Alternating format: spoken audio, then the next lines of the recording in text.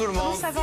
Ça va très bien, top, top, top. Arrêtez la musique, arrêtez la musique parce que ce matin, on est triste. Ce matin, les internets sont en deuil et je suis désolé de vous faire démarrer la journée avec cette info. Vous qui vous réveillez peut-être, vous qui êtes peut-être de la génération des balbutiements d'internet, vous qui avez connu le son du modem, celui d'MSN ou encore Caramel, AOL ou Wanadu, eh bien sachez que ça y est. C'est officiel, Internet Explorer n'est plus. Après 27 ans de bons et loyaux services quand même, le navigateur emblématique de Microsoft, installé par défaut sur tous les ordinateurs jusqu'à encore récemment, ce qui avait d'ailleurs valu à Bill Gates d'être accusé dès 98 de pratiques agressives et anticoncurrentielles, Internet Explorer a donc été définitivement mis dans la corbeille et la corbeille a été vidée. Alors, on pouvait s'en douter puisqu'il n'y avait plus de mise à jour depuis un petit moment. Le maintenir en vie était devenu trop coûteux pour la maison mère.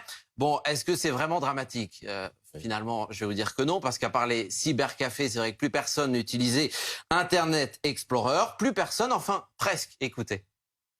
C'est vrai et faux à la fois. Les derniers qui utilisent Internet Explorer, c'est surtout des entreprises pour des intranets, pour de vieux sites web, genre de la gestion de stock, des choses comme ça, qui ont été faits avant l'explosion de la première bulle Internet. Services publics, santé aussi, ont développé des services à cette époque-là, dans des années 90, début des années 2000, qui se basaient sur le principal navigateur de l'époque, Internet Explorer. Et certains de ces systèmes, pas beaucoup, n'ont pas été, on va dire, mis à jour, n'ont pas eu droit à une refonte pour les rendre compatibles avec Chrome, Firefox et les autres.